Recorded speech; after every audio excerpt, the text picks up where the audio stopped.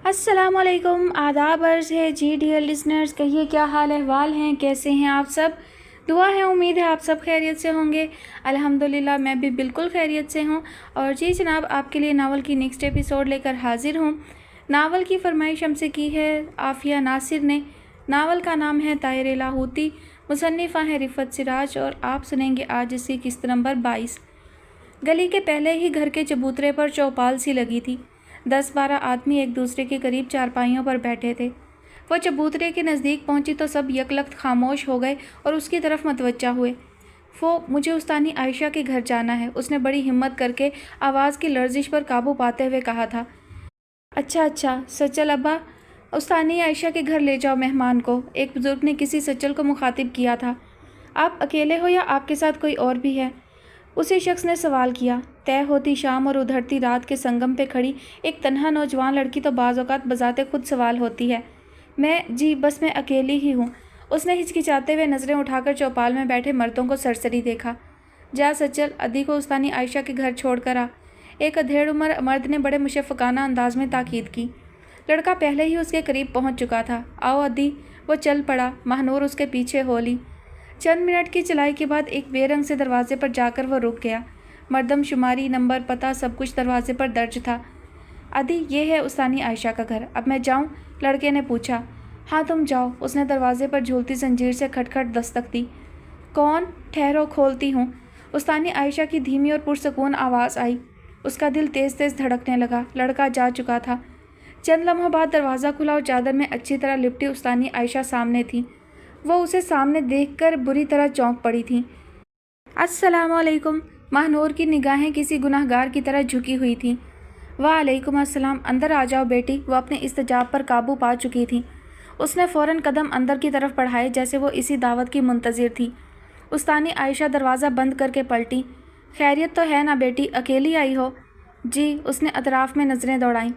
एक कमरे, छोटे से सेहन वाला साफ़ सुथरा सा छोटा सा घर। कमरे में एक पलंग, एक बड़ी सी चटाई, एक बड़ा और एक छोटा संदूक जिस पर सफ़ेद गलाफ थे। पलंग के साथ ही एक लकड़ी की मेज़ थी जिस पर सफ़ेद उजला कढ़ाई से आरास्ता मेज़ पोश था। एक तरफ दीवार में लकड़ी की बदरंग सी अलमारी भी नज़र आई।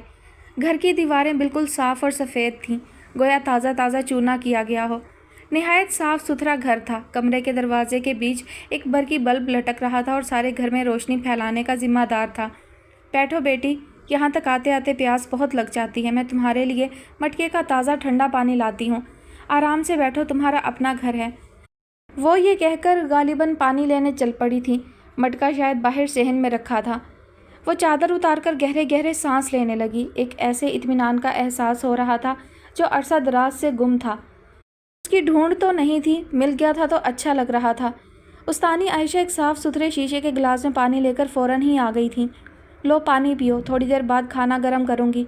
आज मैंने भी अभी तक नहीं खाया, वरना मगरिब की नमाज के बाद ही खा लेती हूँ। एक चपाती तो खाना होती है। आज इत्तफाक से साथ वालों ने भी पुलाव भेजा है। मैं चपाती बना रही थी, सोच रही थी घर में अच्छा खासा खाना रखा है और खाने वाली मैं अकेली। लो खैर से 2 हो गए। सालन भी कभी कभी बनाती हूँ, कभी चाय से खा लेती हूँ, कभी चटनी या दही से। दही घर में जमाती हूँ।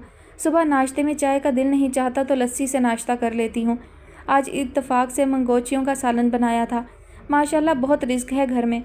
वो पानी पी रही थी और वो एक तवातर से मगर पुरसकून लहजे में हम कलाम थी। एक तरह से ये उसकी आमद पर बेहिसाब खुशी का इजहार था। आराम से पहुंच गई, रास्ते में कोई मुश्किल तो नहीं हुई? उसने खाली गिलास मेज़ पर रखा तो फ़ौरन अगला सवाल हुआ। अल्लाह का शुक्र है, यहाँ तक बहुत आराम से पहुँच गई। उसने बहुत धीमी आवाज़ में जवाब दिया। और खाला तो ठीक है ना? एक तजस्सुस जो समंदर की लहरों की तरह दिमाग में ठाठे मार रहा था ज़ुबान से जारी हुआ। वो खामोश रही, सर झुका रहा। खैरियत तो है ना बेटी? वो उसकी खामोशी से मानी अखज़ करने लगी। जी खैरियत है। वो खाला जान, मैं बहुत थकी हुई हूँ, कई दिन से सोई नहीं। आपका ये साफ़ सुथरा बिस्तर देखकर जी चाह रहा है कि थोड़ा सा आराम कर लूँ। वो बहुत कमज़ोर आवाज़ में कह रही थी। हाँ हाँ बेटी, ज़रूर आराम करो। वो तो तुम्हारी सूरत से ज़ाहिर है कि तुम्हारी अंदर की क्या हालत है। तुम आराम करो। इतनी हवा काफ़ी है या पंखा तेज़ कर दूँ? उन्होंने चौकी पर धरे हुए छोटे से टेबल फ़ैन की तरफ इशारा किया जो बहुत पुराना तो नज़र आ रहा था मगर हवा अच्छी थी और शोर भी नहीं था। वो फ़ौरन ही बिस्तर पर लेट गई थी और आंखें मूंद ली थीं। आंखें मूंदते ही उसे एक बेकरां सुकून का एहसास हुआ। कमरे की साफ सुथरी पुरसकून फिजा, खामोशी फ़ौरन ही थके हुए वजूद पर गालिब आ गई। नींद और सुकून का वो कैफ आवर एहसास था जिससे लम्हा भर के लिए बाहर आने को जी ना चाहे। उस्तानी आयशा की निगाह में पाताल जितनी गहरी सोच उतर आई थी। वो बहुत गौर से उसका चेहरा देख रही थी, जैसे कुछ पढ़ रही हों, जैसे कुछ सुन रही हों। भाई हमारा तो बहुत जी चाह रहा था कि इस डिनर में रीबा भी शरीक हो। अब तो ये घर उसका अपना ही है, मगर बड़ी अम्मा के ख्याल से उसे ख़ास तौर पर इनवाइट नहीं किया कि पिछले वक्तों के लोग ये सब पसंद नहीं करते। खैर अब ज़्यादा दिनों की बात भी नहीं, अब तो वो आने ही वाली है। चांद मियाँ आपकी आमद का बेचैनी से इंतज़ार था कि बड़ी अम्मा कतई तौर पर कह चुकी थी कि चांद के आने पर ही शादी होगी, ख्वाह वो कभी आए। शाहाना ने चांद से मुखातिब होकर कहा। ज़ाहिर है बीबी, आखिर सबसे बड़ा भाई है, अल्लाह जीता रखे, बड़ी अम्मा ने जवाबन कहा। कितने दिन क़याम रहेगा? नफीस ख्वाजा ने चांद से पूछा। यही कोई 40-50 दिन, चांद ने जवाब दिया। यानी अब आप सोच लें, इन्हीं दिनों में सब काम करना है। मेरा मतलब है कि शादी की कोई नज़दीकी तारीख तय कर लें। जहेज़ वगैरह तो आपने बनाना नहीं है, यहाँ जो कुछ है हमारी बेटी का ही है, और दीगर ज़रूरी तैयारियाँ मसलन रसूमात वगैरह से मुतल्लिक जो कुछ करना है बस वो आप लोग कर लें, और हमें जल्दी की कोई तारीख दे दें कि कार्ड्स की छपाई और तकसीम का मरहला है। होटल में वलीमे का इंतज़ाम यानी बुकिंग वगैरह का चक्कर है। अमूमन अच्छे होटल में बुकिंग भी मसला होती है, जल्दी की डेट पर मुश्किल ही से बुकिंग होती है, नफीस ख्वाजा ने कहा। ख्वाजा साहब माशाल्लाह इतना बड़ा घर है, क्या वलीमे के मेहमान समा नहीं सकते? क्यों ये होटल मोटल के चक्कर में परेशान हो रहे हैं? बड़ी अम्मा, असल बात यह है कि 1,500-2,000 मेहमानों का इंतज़ाम बड़ी दर्द सिरी होती है। होटल में इंतज़ाम होटल वालों ने करना होता है, जिसके वो हमसे पैसे लेते हैं, और फिर इतने लोगों का घर पर इंतज़ाम ज़रा मुश्किल सी बात है।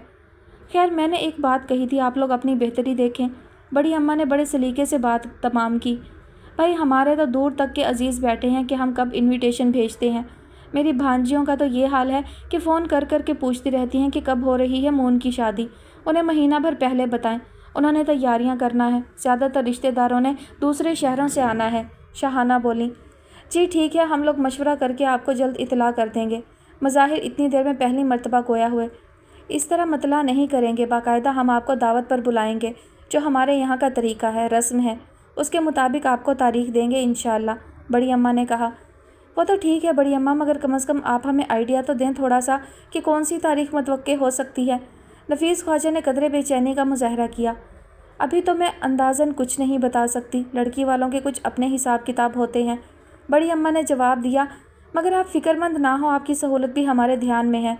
वो मज़ीद गोया हुई थी। बहुत शुक्रिया। नफीस ख्वाजा को बड़ी अम्मा की बात बहुत अच्छी लगी और वो खासे मुतमईन नज़र आए। यार मज़ाहिर तुम आजकल सीट पर नहीं मिलते, खैरियत तो है? किस धंधे पर लगा दिया है बड़ों ने? नफीस ख्वाजा का अचानक ध्यान आया था कि मज़ाहिर से काफ़ी वक्फे के बाद मुलाकात हो रही है। हाँ, पाकिस्तान के बादशाह के मंजूर नज़र हैं, इन्हें भी हमारा बच्चा ही फालतू दिखाई देता है। जब पूछो बेटा खैरियत तो है, क्यों देर हुई, यही जवाब मिलता है कि काम ज़्यादा है। दुनिया के बच्चे नौकरियां करते हैं पर शाम ढले घरों में नज़र आते हैं। ये मेरे दोनों पोते, इनकी नौकरियां भी सरकारी हैं, मगर इनके भी आने जाने के औकात मुकर्रर हैं। बड़ी अम्मा का इशारा अजहर और ज़हीर की तरफ था। अच्छे से अच्छा खाना घर में पकवाती हूँ, जब ये खाने पर नज़र नहीं आता तो बहुत जी कुड़ता है। बड़ी अम्मा गोया भड़ास निकालने का मौका मिल गया था। माशाअल्लाह आपका पोता बहुत मेहनती है बड़ी अम्मा, इसकी जॉब भी बहुत मेहनत मांगती है, और फिर मेरे साथ जो अपने हिस्से का काम निपटाना होता है वो भी कोई आसान काम नहीं। बहरहाल एक बात तो मैंने भी नोट की है कि आजकल ये कुछ ज़्यादा ही टेंस है, लेकिन ये हमारा दोस्त कुछ कहता सुनता नहीं है। नफीस ख्वाजा ने पहलों में बैठे मज़ाहिर के शाने पर मजबूती से हाथ जमा कर कहा। ऐसी कोई बात नहीं है ख्वाजा साहब, बस अपनी अपनी आदत भी होती है। मज़ाहिर ने भाइयों से नज़र चुराकर कदरे ज़बरदस्ती मुस्कुराकर जवाब दिया। असल में ख्वाजा साहब ये तीनों बचपन ही से बुज़ुर्ग हैं, ये बड़े पैदा हुए थे। कमाल बात है कि मुझे तीनों से छोटा ही समझा जाता रहा है। सिर्फ अजहर मुझसे साल भर छोटा है, बाकी सब में तो 2 साल से ज़्यादा का ही फ़र्क है। हमारे एक बुज़ुर्ग मुलाजिम का बरसों पता नहीं चला कि मैं सबसे बड़ा हूँ। एक मरतबा मैं ज़हीर पर नाराज़ हो रहा था, थोड़ी झाड़ झपाड़ कर डाली थी तो वो हमारे बुज़ुर्ग मुलाजिम मुझे आहिस्तगी से समझाने लगे कि बेटा बुरी बात होती है, बड़े भाई से इस तरह बात नहीं करते। कभी कभी तो मुझे उनकी उस बुज़ुर्गी से बहुत डर भी लगता है। पूछता हूँ इस उम्र में तो बुज़ुर्ग बन गए, बुज़ुर्गी में क्या करोगे? चांद की इस बात पर वे साख्ता कहे लगे थे, अलबत्ता मज़ाहिर बस मुस्कुरा दिए थे। बड़ी अम्मा अपने बटवे की डोरियां ढीली करके अपना पान निकाल रही थी। उनकी तवज्जो चांद की बात पर कम, अपने पान पर ज़्यादा थी। उनकी समझ में नहीं आया कि वो सब क्यों हंसे। बस एक नज़र सबके चेहरों पर डालकर फिर चुटकी में पकड़ा तंबाकू अपने पान पर डालकर ग्लोरी मुंह में दबा ली थी। माफ़ करना बीबी, उगलदान तो होगा घर में। वो अपनी धुन में शहाना से मुखातिब हुई। जी बड़ी अम्मा है, मगर नौकर से पता करना होगा किस कोने में है। घर में तो कोई पान खाता नहीं है। कभी कभी नफीस के ताया चचा आ जाते हैं तो वो उगालदान भी निकल आता है। शरीफुद्दीन, उगालदान ले आओ धोकर। शहाना ने मुलाजिम को आवाज़ दी। मैं ज़्यादा तो नहीं खाती मगर आदत तो है ना, बड़ी अम्मा बोली। अब यहाँ वहाँ पीक थूकने की आदत नहीं है। जी जी कोई बात नहीं, हम पान खाते नहीं हैं, मगर पान खाने वालों के लिए सब इंतज़ाम होता है।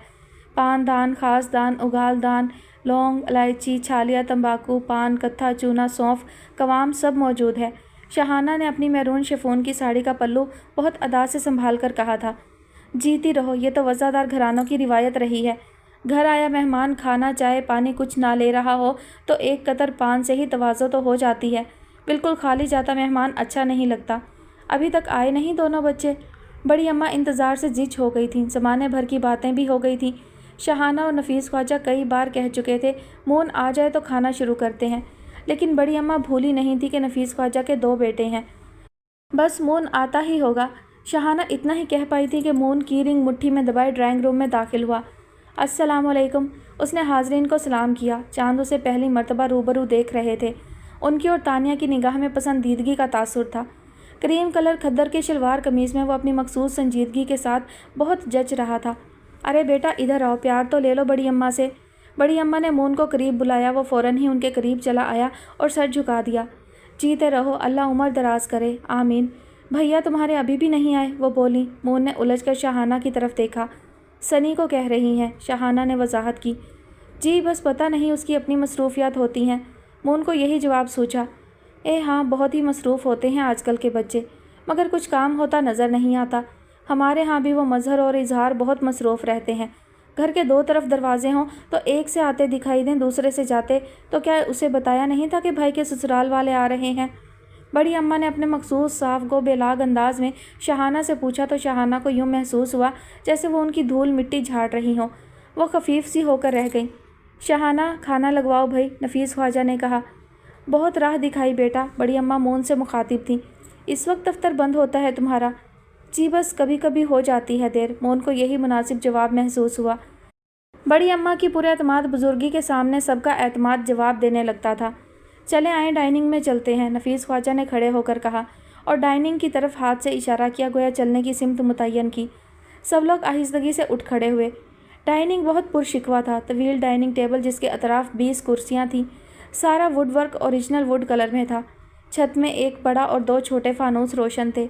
एक कोने में आर्टिफिशियल पीपल का दरख्त, दूसरे कोने में 3 फुट ऊंची फांटा की बोतल बतौर डेकोरेशन पीस। दीवार गिर शीशे की अलमारी में खूबसूरत कराकरी बहुत खूबसूरत गुड़ियों और फूलों से मुज़य्यन गुलदानों के साथ सजी हुई थी। दीवारों पर खाने पीने से मुतालिक कैलेंडर और तस्वीर नज़र आ रही थीं। चांद को अच्छे लोग अच्छा घर बहन के हवाले से खूब लगा। दिली खुशी का एहसास हुआ। मोन की तरफ से तो वो बहुत ज़्यादा मुतमईन दिखाई दिए थे। कम गो सादा मिजाज सादा लिबास नौजवान अपनी शाइस्तगी समेत जी को भाया था। मुतमईन तो वो अमेरिका में भी थे। ये जान कर कि इस रिश्ता में मज़ाहिर इन्वॉल्व हैं। उन्हें मज़ाहिर की ज़िम्मेदाराना फितरत का अच्छी तरह अंदाज़ा था। बहन इकलौती होने के साथ बहुत कम उम्र और नातजर्बा कार भी थी और यह उसकी ज़िंदगी का अहम तरीन फ़ैसला था। शहाना ने मेहमानों को डाइनिंग में खुशामदीद कहा। मुलाजिम गरम गरम खाने तेज़ी से टेबल पर पहुंचा रहे थे। उन्होंने सबसे पहले बड़ी अम्मा को कुर्सी खिसकाकर बैठने को कहा।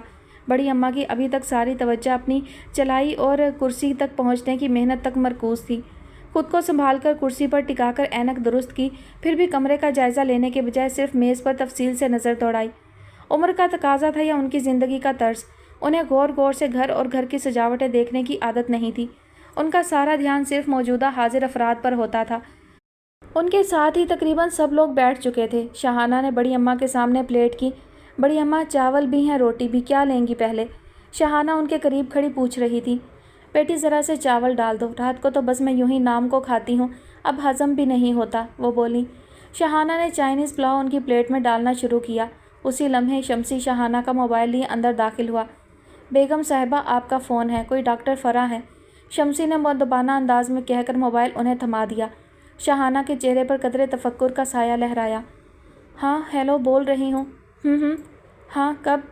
ابھی 10 منٹ پہلے؟ اچھا، نارمل نہیں؟ پھر سیزر کیسی ہے؟ اچھا ٹھیک ہے، ابھی گھر میں مہمان ہیں، میں کچھ دیر بعد آپ کو رنگ کروں گی۔ تھینکس، خدا حافظ۔ انہوں نے گہری سوچ کے دوران موبائل آف کر دیا۔ خیریت، کس کا فون تھا؟ نفیس خواجہ نے شاہانہ کے چہرے پر پھیلا تفکر نوٹ کیا۔ دوست کا تھا، آپ لوگ پلیز کھانا شروع کریں، انہوں نے چہرے پر مسکراہٹ لانے کی کوشش کرتے ہوئے کہا۔ مون بہت غور سے ان کا چہرہ دیکھ رہا تھا اور وہ جیسے نظر چرا رہی تھی۔ ڈاکٹر فرح، نارمل، سیزر، بہت سارے سوالات جواب کے ساتھ اس کے ذہن میں در آئے تھے۔ اب وہ نظریں جھکا کر اپنے سامنے رکھی خالی پلیٹ کو تک رہا تھا۔ جس طوفان کی آمد کے خیال سے ذہن میں شوں شوں کی آوازیں بہنے لگتی تھیں، کیا وہ آ چکا؟ اس نے چوری چوری شاہانہ کی سمت دیکھا جو اسے اپنی طرح ہی غیر حاضر دماغ محسوس ہوئی۔ ایک دم سے بھوک پیاس کا احساس ہوا ہو گیا تھا۔ کیا بات ہے مون، آپ کچھ نہیں لے رہے؟ مظاہر نے اس کی کیفیت نوٹ کی۔ پلیز آپ لوگ لیں، میں لیتا ہوں۔ وہ جیسے چونک گیا۔ اس نے پلیٹ میں تھوڑا سا سالن ڈالا۔ ڈاکٹر فرح، نارمل، سیزر۔ کانوں میں کچھ کانچ کے ٹکڑے پھنس گئے تھے۔ گاہے گاہے وہ شاہانہ کا چہرہ دیکھنے لگتا تھا جو خود پر کنٹرول کرتے ہوئے آداب میزبانی نبھا رہی تھی۔ یہ ڈاکٹر فرح کون ہے شاہانہ؟ پہلی مرتبہ ان کا نام سنا ہے، نفیس خواجہ پوچھ رہے تھے۔ دوست ہیں، شاہانہ یوں چونکی جیسے ان کے چہرے پر کچھ لکھا ہو جو نفیس خواجہ پڑھ رہے ہوں۔ ظہیر، آپ کچھ نہیں لے رہے؟ کھانے میں تکلف کیسا؟ جی میں لے رہا ہوں۔ ظہیر نے ڈونگا ان کے ہاتھ سے لے لیا۔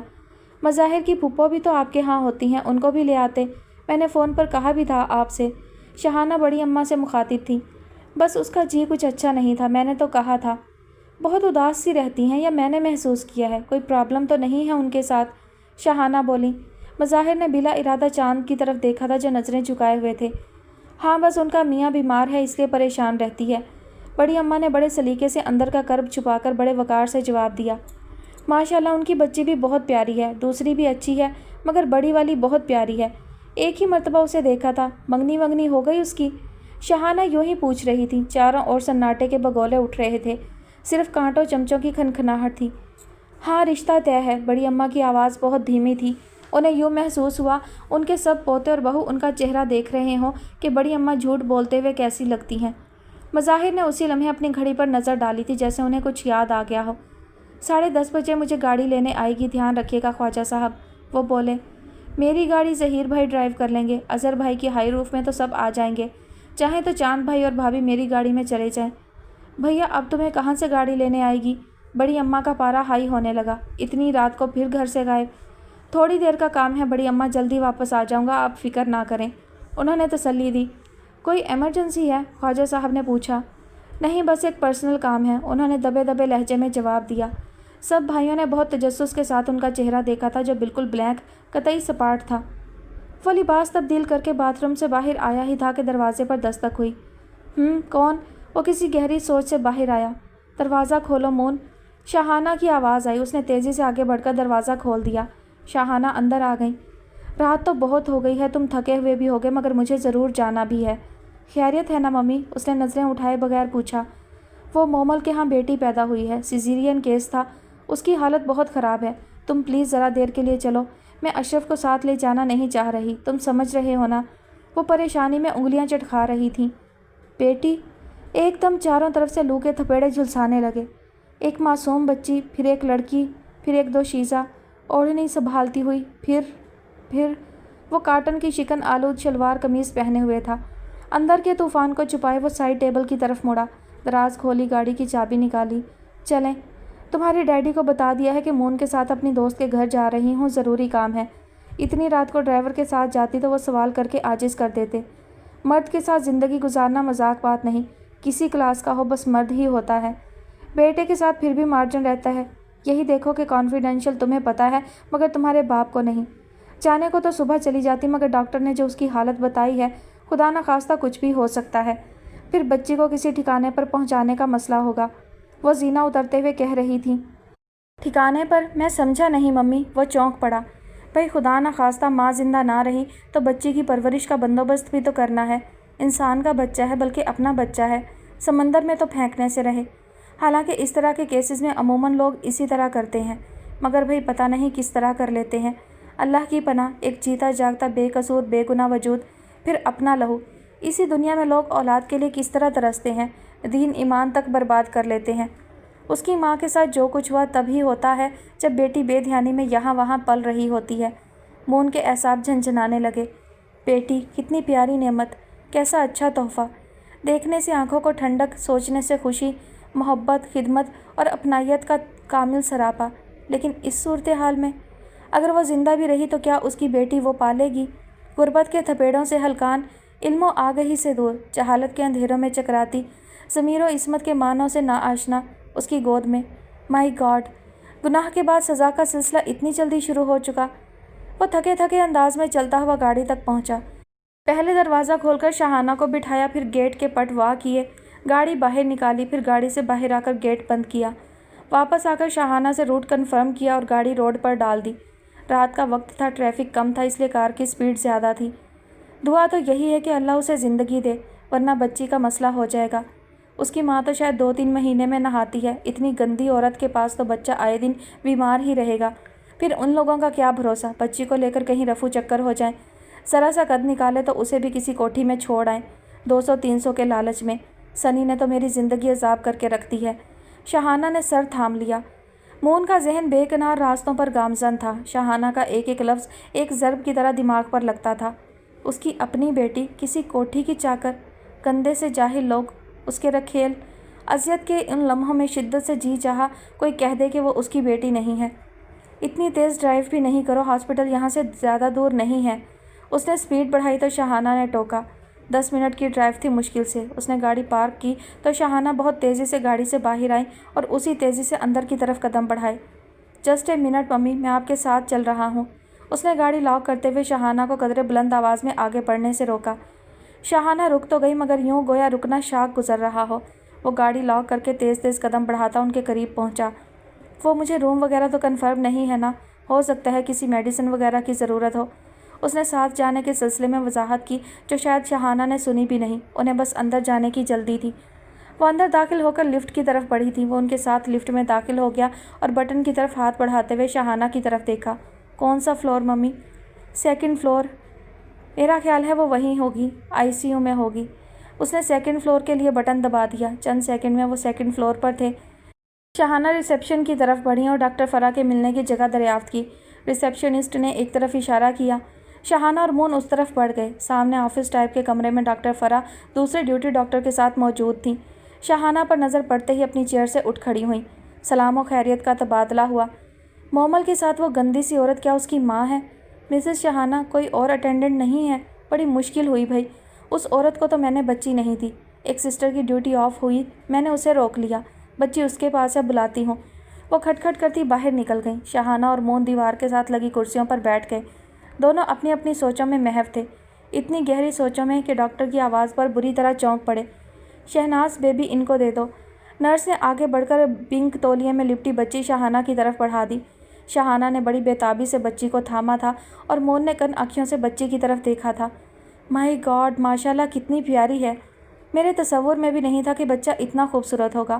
مون دیکھو تو، شاہانہ یوں بے ساختگی سے بولیں جیسے بڑے ارمانوں کے بعد دادی بنی ہو۔ مون جیسے کسی اجازت کا منتظر تھا۔ اس نے گردن موڑ کر بہت غور سے بچی کو دیکھنا شروع کر دیا تھا۔ اس کا جی چاہا بچی گود میں لے کر ایک بوسہ اس کی پیشانی پر دے۔ انسان اپنی اولاد کو سامنے پا کر کیا کچھ محسوس کر سکتا ہے، وہ اس تجربے سے انجانے میں گزر رہا تھا۔ وہ جو مومل کے ساتھ عورت تھی وہ کہاں ہے ڈاکٹر؟ شاہانہ نے بچی پر سے نظریں ہٹائے بغیر ڈاکٹر فرا سے پوچھا۔ میرا خیال ہے نیچے لان میں ہوگی، وہ بچی کو ساتھ لے جانے کے لیے کہہ رہی تھی مگر میں نے کہہ دیا کہ تمہاری مالکن آ جائیں تو ان سے لے لینا، ہمیں اجازت نہیں ہے۔ پرسوں جب آپ اسے ایڈمٹ کرا کر گئی تھیں تو میرا اندازہ تھا کہ کیس نارمل ہوگا، لیکن ماں میں نہ کوئی ول تھی نہ اسپرٹ، اور ماں کے تعاون کے بغیر نارمل کیس آسان نہیں ہوتا۔ مجبوراً ہمیں سیزر کرنا پڑا۔ حالانکہ اس میں ہمیں بہت سی قانونی پیچیدگیوں کا سامنا تھا، لیکن آپ کی خاطر ہمیں بہت کچھ کرنا پڑا، ورنہ تو شاید ماں اور بچہ دونوں ہی۔ ڈاکٹر فرا نے بات ادھوری چھوڑ دی۔ مجھے احساس ہے آپ نے کتنا تعاون میرے ساتھ کیا ہے، اس کے لیے لفظ شکریہ بہت تھوڑا، بہت چھوٹا ہے۔ مومل کی اب کیا حالت ہے، خطرے سے باہر ہے؟ شاہانہ نے پوچھا۔ ابھی کچھ نہیں کہہ سکتے، حالت تو اس کی سیریس ہی ہے، خدا کرے اس بچی کی لت سے وہ بچ جائے۔ جو کیئر بہرحال ایک ماں کر سکتی ہے وہ کوئی دوسری عورت نہیں کر سکتی، ڈاکٹر فرا نے جواب دیا۔ پرابلم کیا ہے؟ شاہانہ نے پوچھا۔ بلڈ کی بہت کمی ہو گئی ہے، دے رہے ہیں، دعا کریں۔ اصل میں اس کی ایج بھی بہت کم ہے، ایسی صورتحال میں کمپلیکشنز زیادہ ہو جاتی ہیں، بہت کمزور ہے، لگتا ہے پریگنینسی ڈیوریشن میں اس نے ڈائٹ وغیرہ بھی پراپر نہیں لی۔ بچی کا سامان کہاں ہے؟ بیگم صاحبہ کو لا کر دو۔ بچی کو جو دودھ دینا ہے وہ میں لکھ دیتی ہوں، آپ لے لیں، ٹھیک ہے؟ آپ 1 منٹ کے لیے میرے ساتھ آئیں، ڈاکٹر فرح نے شاہانہ سے کہا۔ مون بیبی کو لینا میں آتی ہوں۔ انہوں نے بچی مون کی گود میں ڈال دی اور خود ڈاکٹر کے ساتھ باہر نکل گئیں۔ اب مون بغور بچے کا جائزہ لے رہا تھا، جو آنکھیں بند کیے جانے کن خوابوں کی وادیوں میں سیر کنا تھی۔ چھوٹی سی ابھری ہوئی ناک، چھوٹا سا دہانہ، سرخ ہونٹ، گول چہرہ، جانے احساس کے کس لمحے اس نے بچی کی پیشانی وارفتگی سے چوم لی، جیسے اپنے وجود پر کہیں بوسہ لیا۔ زندگی میں شاید ہوش میں پہلی بار اس کی آنکھوں سے 2 قطرے پھسل کر بچی کے چہرے پر گر پڑے۔ بیٹی تو ذمہ داری کا دوسرا نام ہے۔ کون بنے گا اس کا ذمہ دار؟ کون بن سکتا ہے؟ باپ تو تحفظ کا نشان ہوتا ہے، وہ صاحبان کہاں سے لائے؟ کیسا باپ ہے وہ؟ سنگلاخ چٹانوں کے بیچ بیٹی کو سر پھوڑنے کو لا پٹکا ہے۔ جو چور راستوں سے باپ بنتے ہیں وہ باپ ہوتے ہیں یا انسانی پیرہن میں درندے؟ یہی ہے اس کی اصلیت اور یہی اس کا تعارف۔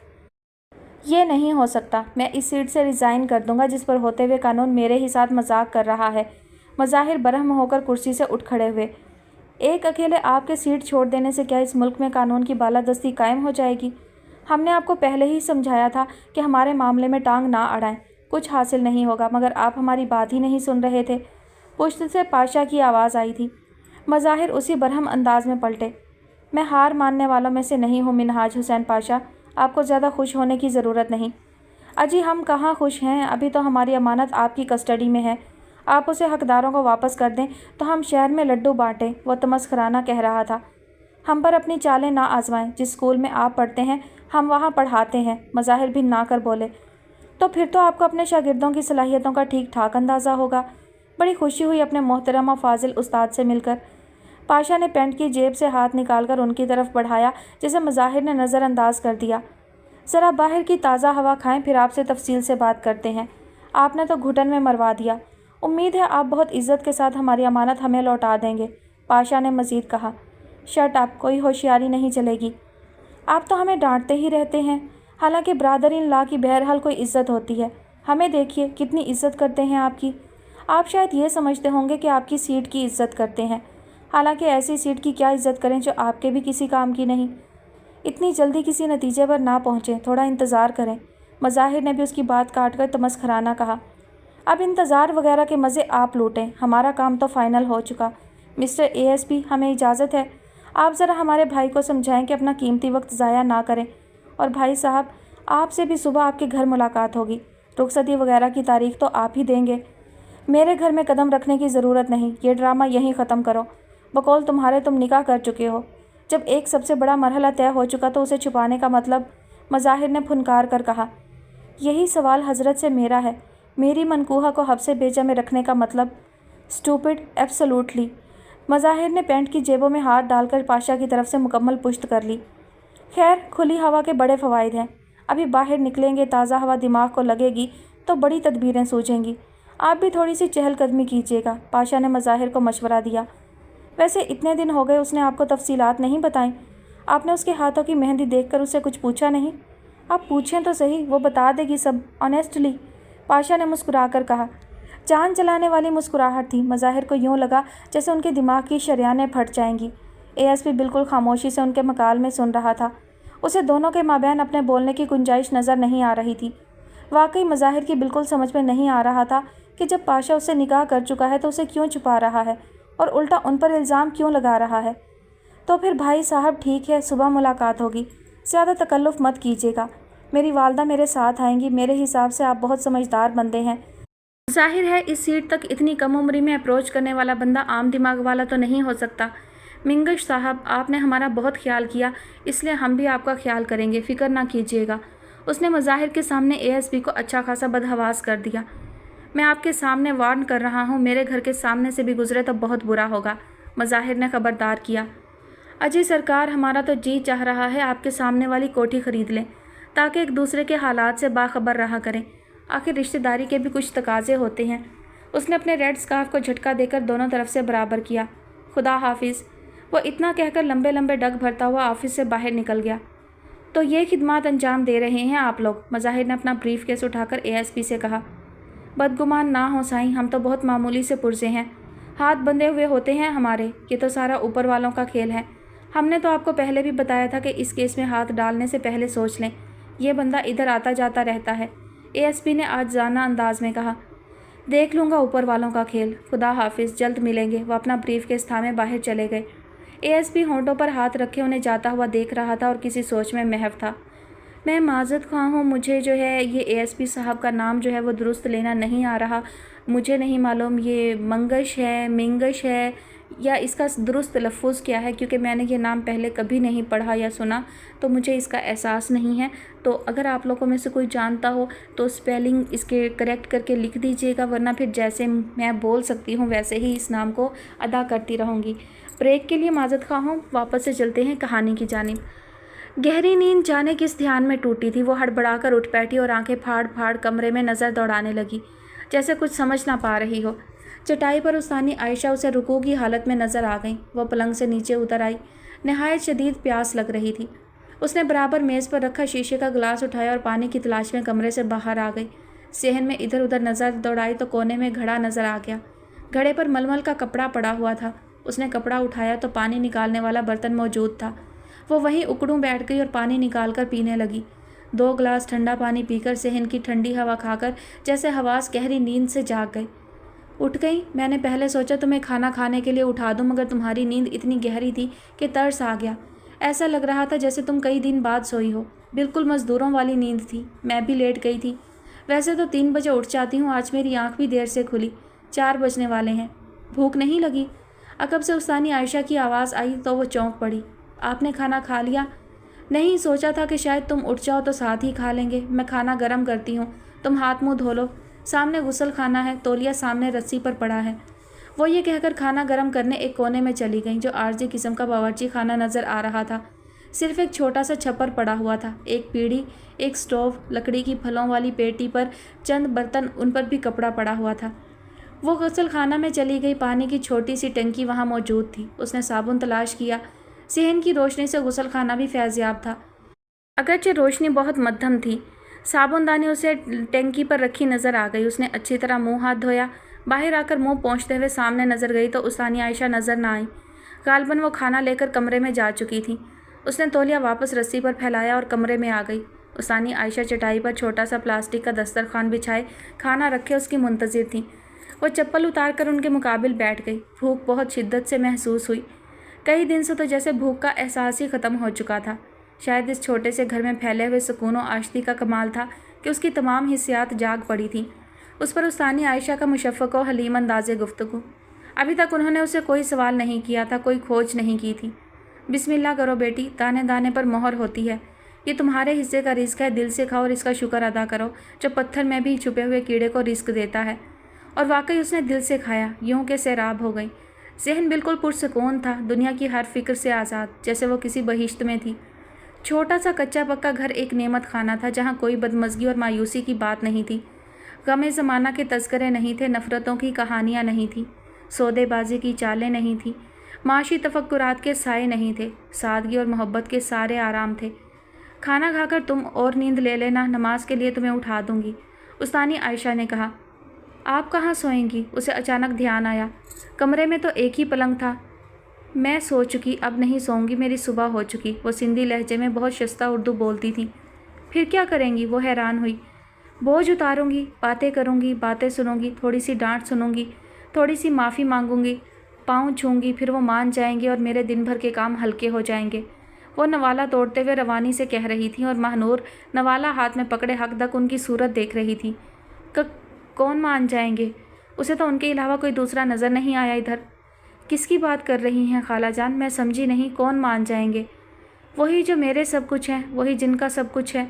उसे वो उस लम्हे गैर मतवाज़न दिखाई दी, धीरे धीरे मुस्कुराती किसी ध्यान में गुम। उसे थोड़ा सा खौफ महसूस हुआ, मगर वो मसलहतन खामोश रही। तुम मेरी बातों से परेशान ना होना। बंदा अरसे से तन्हाई में हो तो अलग दुनिया बसा लेता है। इस दुनिया में भी रौनक होती है, बल्कि उस दुनिया में ज़्यादा रौनक होती है। यहाँ भी बड़े काम होते हैं, बड़ी मसरूफियात होती हैं, बड़ी चहल पहल होती है, एक आर जार लगी रहती है, बड़ी अच्छी अच्छी बातें होती हैं, सारी सच्ची बातें होती हैं। यहाँ झूठ बहानों की दुकान नहीं चमकती। झूठे ख़रीदार आते हैं तो सच्चे दुकानदार दुकान बढ़ा लेते हैं। बेटी, जब आसपास परिंदा पर मारता नजर ना आए तो गौर करना चाहिए। गौर करते ही महफिल गर्म हो जाती है। तुम ठीक से खाओ, तकल्लुफ़ करने की ज़रूरत नहीं। वो जैसे कहीं से वापस आई। जी जी, मैं खा रही हूँ। वो भी हड़बड़ाकर चौंकी। उसे लम्हे भर को उस्तानी आयशा से नामालूम सा खौफ महसूस हुआ। अजब पुरअसरार और जुदा सा अंदाज था। ये पुलाव ठीक से गर्म नहीं हुआ, ठहरो मैं गर्म कर लाती हूँ। वो प्लेट उठाने लगी। नहीं, बस ठीक है, ठंडा भी नहीं है, आप बैठें। उसने उन्हें उठने से रोका। उसके बाद उन्होंने खामोशी से खाना ख़त्म किया। आप अपना काम कर लीजिए, मैं ये बर्तन धोकर रख देती हूँ। उसने बर्तन समेटे। अभी तुम्हें कुछ इधर काम का अंदाज़ा नहीं, 2 मिनट की बात है, तुम हाथ धोकर आराम करो। वो बर्तन और दस्तरख्वान लेकर उठ खड़ी हुई। अच्छा, एक बार फिर ब्रेक के लिए माज़रत चाहती हूँ। मुझे ऐसी गट फीलिंग आ रही है, जिन्होंने पहले सुना हुआ है ये नावल उन्हें तो लाजमी पता होगा, लेकिन मैंने ये नावल पहले नहीं पढ़ा, तो मुझे ऐसा लग रहा है जैसे कि महानूर जो है वो मज़ाहिर की वालदा के पास पहुँच गई हैं। ये जो उस्तानी आयशा हैं, ये हो सकता है कि मज़ाहिर की वालदा हों। खैर देखते हैं, आगे चलकर अंदाज़ा हो जाएगा। बस एक तुक्का लगाया है मैंने। 25-30 जोड़ा कपड़ा तो रखा हुआ है, उनमें से देख लो काम करवाने के लिए। ध्यान रखना आरफा के सामने शादी ब्याह की बातें ख़ास तौर पर ना हो। अभी गम ताज़ा है, हमारे अपने जी को भी अच्छा तो नहीं लग रहा, मगर यह भी फ़र्ज़ है, अदा तो करना है। कल को शमसा का रिश्ता तय हो जाए तो ब्याहना तो होगा, बेटियां बिठाने के लिए तो नहीं होती, वक्त से ब्याहना तो पड़ेगा। वो तानिया से मुखातिब थी। उसे बड़ी अम्मा और चांद ने सब कुछ बता दिया था। जी बड़ी अम्मा, आप बिल्कुल ठीक कह रही हैं। दुख तो दुख होता है, सहना पड़ता है, और बहुत से ज़रूरी काम भी साथ साथ करना पड़ते हैं, जिन्हें वक्ती तौर पर अगर रोक भी लिया जाए तो दुख का एहसास फिर भी मद्धम नहीं पड़ता। अब ज़रा हिसाब किताब से उनसे बात करूंगी कि मेहंदी वगैरह पर बिला वजह का हंगामा करने की ज़रूरत नहीं। एक ही बच्ची है, बहुत अरमान थे, भाइयों को भी होंगे, मगर अब जो हालात हैं उन्हें भी देखना है। वो एक सर्द आह भर कर बोली। आप ठीक कह रही हैं बड़ी अम्मा, रिश्ता भी तो बहुत करीब का है, तानिया ने कहा। आपने इतने सारे कपड़े कैसे जमा कर लिए? क्या शॉपिंग वगैरह पर जाती रहती हैं? 25-30 जोड़ा कपड़ा घर में होना मामूली बात तो नहीं, तानिया ने पूछा। बस यही करती थी कि जो चांद ने भेज दिए उठा कर रख दिए। लड़के दूसरे शहरों काम से गए, बहन के लिए तोहफे ले आए, उठा कर रख दिए। ये तो बहुत रोती थी सिलवाने के लिए, तब समझा देती थी कि बिला ज़रूरत कपड़ा सिलवाने का क्या फ़ायदा, तुम्हारे ही हैं, अपने ब्याह पर पहन लेना।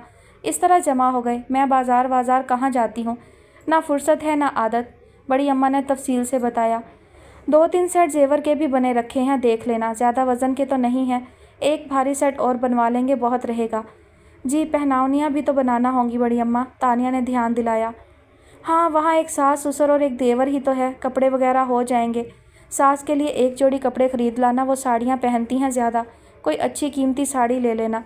फ़हरिस्त बना लो, चांद के साथ जाकर ले आना। ये बाज़ार के काम तो तुम ही को संभालना है, जो याद आता रहे लिखती रहो। वो बोली। उसी आन आरफा लाउंज में दाखिल हुई।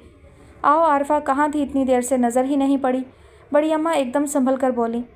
यहीं किचन में थी बड़ी अम्मा, उनके लिए सूप बना रही थी। वो माँ के पहलू में बैठ गई। असल में इस वक्त तो मैं आपसे इजाज़त लेने आई हूँ, बस आप हमें अब घर जाने की इजाज़त दें। बहुत दिन हो गए और जो होना था वो तो हो चुका। उम्र भर के डर खौफ ख़त्म हो गए। अब तो राहजन को दुआ देते उम्र काटना है। कुछ नहीं रहा पल्ले कि चोरी के धड़के से नींदें उचाट हों। खौफ चले गए हैं, सब्र भी आ जाएगा, वो भराई हुई आवाज़ में कह रही थी। बड़ी अम्मा ने आरफा को गले से लगा लिया। घर तो तुम्हें एक दिन जाना ही है, अल्लाह तुम्हारे घर को आबाद रखे। वहाँ अकेले में बैठी कुछ से कुछ सोचती रहोगी, तबीयत परेशान होगी। यहाँ माशाल्लाह सब हैं, कुछ दिन और रहो, थोड़ी तबीयत संभल जाए, ताहिर अली की चली जाना। उन्होंने मोहब्बत से आरफा के सर पर हाथ फेरा। अब उनकी तबीयत पहले से बेहतर है, बच्चे उनके इलाज मुआवजे पर बहुत तवज्जो दे रहे हैं, अच्छे से अच्छे डॉक्टर से इलाज करा रहे हैं, बहुत फ़र्क पड़ा है। वो ख़ुद कहते हैं कि अब मैं ख़ुद को पहले से बेहतर महसूस करता हूँ।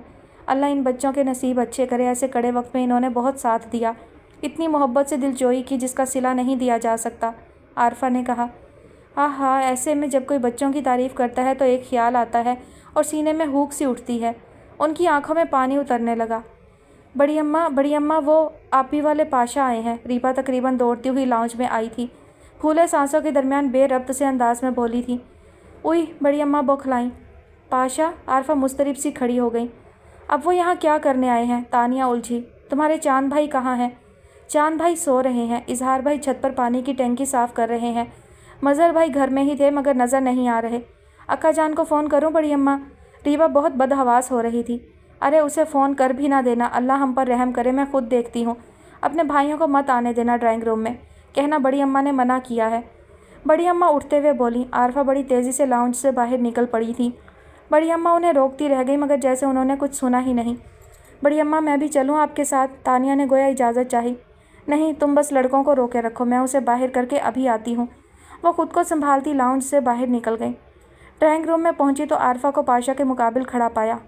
कहाँ छुपा दिया है तुमने उस बदनसीब को, और अब क्या लेने आए हो हमारे पास?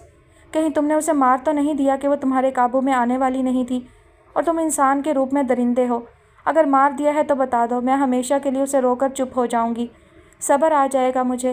वो फूट फूट कर रोने लगी। पाशा बड़ी उलझन में आरफा का लफ्ज़ सुन रहा था। बड़ी अम्मा को सामने देखकर यकदम संभला और सलाम किया, जिसे बड़ी अम्मा ने गुस्से में नज़रअंदाज कर दिया। मैं आपकी बात समझने से कासिर हूँ, मैं तो उसे आपसे लेने आया हूँ। अगर आप लोगों को वाकई उसके बारे में कुछ पता नहीं तो सिर्फ एक ही रास्ता है, वो ये कि आप मज़ाहिर पर दबाव डालें। अगर वो कहीं नहीं है तो फिर उसकी कस्टडी में है। वो मुझे और आप सबको बेवकूफ़ बना रहा है। वो CIA सेंटर जाता रहता है, उसे बहुत से दाव पेच आते होंगे, वो उन्हें हम सब पर आजमा रहा है। मगर आप उसे समझाइए कि किसी की मनकूहा को अपनी हिरासत में रखना खुद एक बड़ा जुर्म है। अब तो उस पर केस बन सकता है। वो तुर्श लहजे में बहुत उलझकर कह रहा था। शाबाश बच्चे, यानी नुकसान भी हमारे और सज़ाएं भी हम ही को। शाबाश है तुम्हें। अरे किन मास्टरों से पढ़ा है तुमने? बड़ी अम्मा भड़क गईं। आप मेरी बात को सीरियस लें। महानूर कहाँ है? अगर आप लोगों को नहीं मालूम तो फिर सिर्फ मज़ाहिर को मालूम है। वो बुज़दिल सी लड़की बाहर की दुनिया में निकल कर अपने लिए कुछ करने के काबिल नहीं है। वो फुनकारा। हाँ, वो किसी काबिल तो नहीं है, मगर वो इज़्ज़त की खातिर अपनी जान देने के काबिल तो है। हो सकता है वो ये कुछ कर बैठी हो कि अब पीटते रहें सब उसे। आरफा सिसकियाँ लेकर रोने लगी। एक लम्हे को पाशा के जहन में झमाका हुआ। इस तरफ तो उसका ध्यान ही नहीं आया, मगर फ़ौरन ही उसका जहन मज़ाहिर की तरफ चला गया। वो उस पर बहुत ट्रस्ट करती है। उसने पहली फ़ुर्सत में मज़ाहिर से राब्ता किया होगा। हो सकता है वो घर वालों के सामने इसलिए ना आई हो कि मैं सबसे पहले इस तरफ ही आऊँगा। वो मेरी कैद में तो मरने की कोशिश कर सकती है, लेकिन आज़ाद हालत में वो अपने लिए कोई रास्ता ही निकालेगी, जबकि मज़ाहिर तक पहुँचने में उसे कोई मुश्किल नहीं है। उसने ख़यालात की दुनिया से बाहर कदम रखा और बड़ी अम्मा और आरफा की तरफ बहुत गौर से देखा। अब जबकि सब कुछ हो चुका तो तुमने उसे कहाँ छुपा रखा है और क्यों? आरफा ने उसे अपनी तरफ देखता पाकर रिक्कत आमेज़ लहजे में कहा। आप लोगों को वाकई यकीन नहीं दिला सकता। आप लोग मज़ाहिर पर दबाव डालकर पूछें, वो शायद आपको बता दे। मैं तो खैर अपने तौर पर मालूम कर ही लूँगा। क्या मज़ाहिर किए जा रहे हो? वो तो खुद ढूंढता फिर रहा है। मेरे बच्चे पर सारा बोझ डालकर अपनी जान बचा रहे हो। तुम तो किसी से नहीं डरते, फिर क्यों उसे छुपा रखा है? बड़ी अम्मा बिगड़ उठी। पाशा ने एक लहजे को बड़ी अम्मा की तरफ देखा। आपसे तो बातचीत बेकार है। जिस वक्त मज़ाहिर घर पर होगा मैं उस वक्त आऊँगा। कोई ज़रूरत नहीं इस घर में आइंदा कदम रखने की। चांद की बरहम आवाज़ ड्राइंग रूम में गूंजी। आप? मैं मज़ाहिर का बड़ा होता हूँ। चांद उसी अंदाज में गोया हुए। यानी आप उनके भी बड़े हैं? बहुत खुशी हुई आपसे मिलकर। कम से कम आप तो उस नादान दोस्त को समझा सकते हैं। वो फिर दिल चलाने को मुस्कुराया। अरे बेटे तुम छोड़ो, इस शैतान के मुँह लगने की ज़रूरत नहीं। बड़ी अम्मा चांद को ड्राइंग रूम में देखकर सहम गई थी। शैतान खुद मुँह लग रहा हो तो क्या कीजिए? क्या मैं पूछ सकता हूँ कि अब आपने किस सिलसिले में ज़हमत की? चांद ने उसी मूड में सवाल किया। सहमत तो आपके भाई बहुत दे रहे हैं हमें, इसीलिए तो आपसे कह रहे हैं कि उन्हें समझाएं। सांप निकल चुका है, वो बेकार लकीर पीट रहे हैं, अपना भी वक्त ज़ाया कर रहे हैं और मेरा भी। वो अगर सीधी तरह मेरी बीवी को मेरे हवाले नहीं करेंगे तो उन्हें कोर्ट में आना पड़ेगा। ज़्यादा अक्लमंद बनने की ज़रूरत नहीं। अगर वो तुम्हारी बीवी बन चुकी है तो उसे तुम्हारे पास होना चाहिए। कोई इतना अहमक नहीं कि वो किसी की बीवी को हब्से बेजा में रखकर अपने लिए मसाइल पैदा करे। यहाँ सबने उस एक्सीडेंट को कबूल किया और बर्दाश्त के अमल से गुजर रहे हैं। अब आपको किसी किस्म का ड्रामा करने के लिए यहाँ आने की ज़रूरत नहीं। Now get out for ever. चांद ने कतरे बुलंद आवाज़ से कहा। जब तक वो मेरे घर में नहीं आ जाती ये ड्रामा तो रोज़ होगा। बड़ी अम्मा आप बुज़ुर्ग हैं, समझदार हैं, इन्हें समझाइए। कुछ हुआ तो फिर आप मुझे ना कहिएगा। आज तो सिर्फ बात करने का मूड बना कर आया हूँ, मगर आइंदा इतनी शराफत से बात नहीं होगी। आपके पोते ने चंद दिन हमें हवालात में रख कर अपना दिल ठंडा कर लिया, हालांकि हमें हंसी आ रही थी। बिल्कुल ही बच्चे हैं आपके ये मज़ाहिर साहब। खैर उनका ये शौक़ भी पूरा हुआ, मगर अब हमारी बारी है।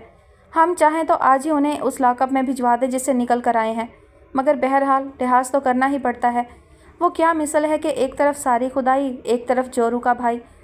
शायद वो तो खुद को हमारी जोरू का भाई नहीं मानते, सिर्फ कज़न मानते हैं, जो कि एक्सपेक्टेड हो सकता है, मगर निकाह के बाद तो वो पक्के पक्के भाई बंद हैं। Language please. चांद इंतहाई बरहम हो गए।